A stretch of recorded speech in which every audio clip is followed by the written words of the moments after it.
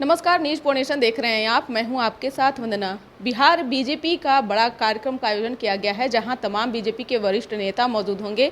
राष्ट्रीय अध्यक्ष जेपी नड्डा, केंद्रीय गृह मंत्री अमित शाह भी पटना पहुंच रहे हैं। ऐसे में कहा यह जा रहा है कि कहीं न कहीं 2024 के लोकसभा चुनाव और 2025 के बिहार विधानसभा चुनाव की तैयारियां अभी से बीजेपी करने लगी है और एकला चलो के रास्ते जो है बीजेपी अपनाई है। हमारे साथ इस विषय पर बात करने के लिए हैं राजद के मुख्य प्रवक्ता भाई वीरेंद्र और माले विधायक हैं, उनसे भी बात करेंगे एक एक करके।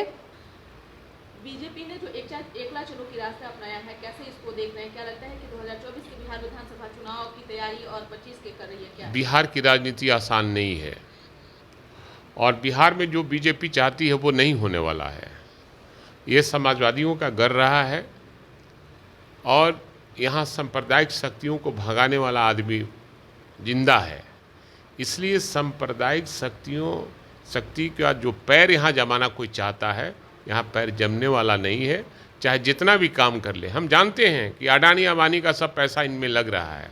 बहुत पैसे वाले बीजेपी देश का सारा पैसा तो लूट लिया, सब संस्था को बेच दिया, भेल सारा लोग रेल भेल सब बेच दिया, ये हवाई जहाज भी बेच दिया। तो देश की संपत्ति को बेचते जा रहे हैं। अब पैसे सब बीजेपी के खाते में जा रहा है, तो उससे बिहार में स्थिति उनकी बेहतर नहीं हो सकती है। ये समाजवादियों का गर रहा है और सांप्रदायिक शक्तियों से लड़ने वाला आदमी यहाँ है, इसलिए सांप्रदायिक शक्तियों का पैर यहाँ जमने नहीं दिया जाएगा। क्या लगता है कि इतने बड़े पैमाने पर कोई कार्यक्रम का आयोजन किया गया हो और उसके पीछे कोई मंशा न हो? ऐसा तो बीजेपी पैसे के बल पर यहाँ बिहार में वो पैर जमाना चाहते हैं, लेकिन यहाँ पैसा का काम चलेगा नहीं। यहाँ पब्लिक है, सब जानती है, और बीजेपी जैसे लोग देश में आटा पर, चावल पर, ये सब जैसे लोगों पर, गरीब के जो राशन है उस पर जीएसटी लगा रहा है। तो ये चाहती क्या बीजेपी? क्या अडानी अंबानी के हाथों देश को बेचना चाहती है? क्या ईस्ट इंडिया कंपनी आई थी उस तरह से इन लोगों के हाथों देश को बेचना चाहती? ये देश की जनता सब भली भांति जानती है, पब्लिक है, सब जानती है, और इनके मंसूबे को पूरा नहीं होने दिया जाएगा। बीजेपी एकला चलो के रास्ते को अपनाया है, इसको कैसे आप देख रहे हैं? कुछ नहीं, बीजेपी तो नीतीश जी को दबाकर और बिहार में नीतीश जी का आधार लूट लेने की कोशिश कर रही है। इसलिए अब देखिए कि लगातार नीतीश कुमार को सामने तो उन्होंने ज़रूर किया है, लेकिन लगातार उनके नेता नीतीश जी पर हावी भी रहे हैं।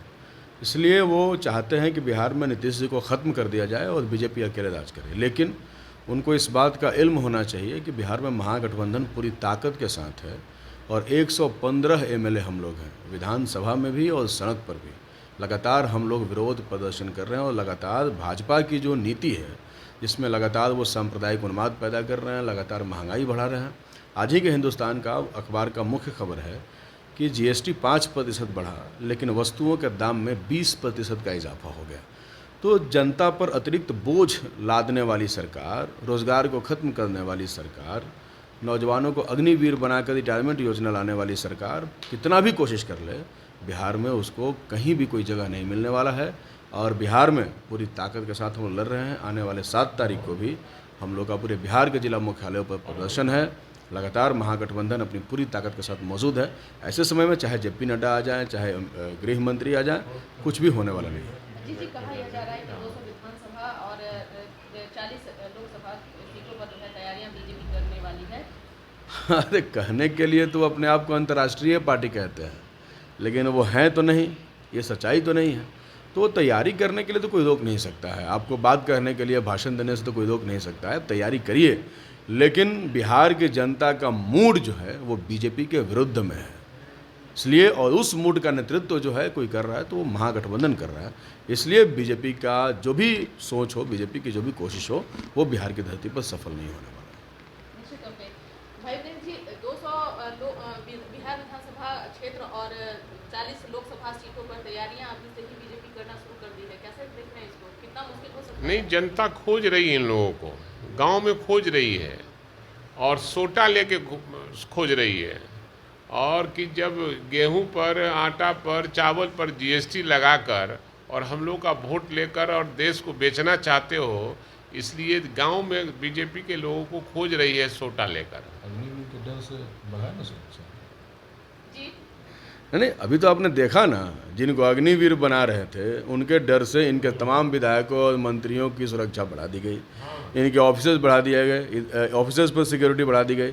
यहाँ तक कि अभी जो बहाली होने वाली थी और लोग जो नौजवान जा रहे थे, उसमें अखबार में छपा कि नौजवान जा रहे हैं आर्मी की बहाली के लिए और सुरक्षा बढ़ा दी गई है बीजेपी कार्यालयों की।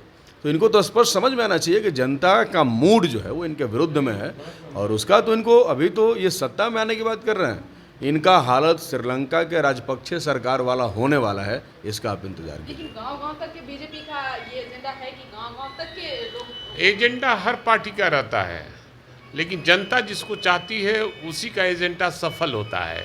और इनका एजेंडा साफ सुथरा नहीं है, जनता के खिलाफ में है, इसलिए इनका एजेंडा सफल होने वाला नहीं है। कोई भारी नहीं पड़ेगा। नहीं, महागठबंधन एकजुट है और महागठबंधन की इस बार देश में सरकार बनेगी, राज्य में तो बनेगी ही, देश में भी सरकार बनेगी।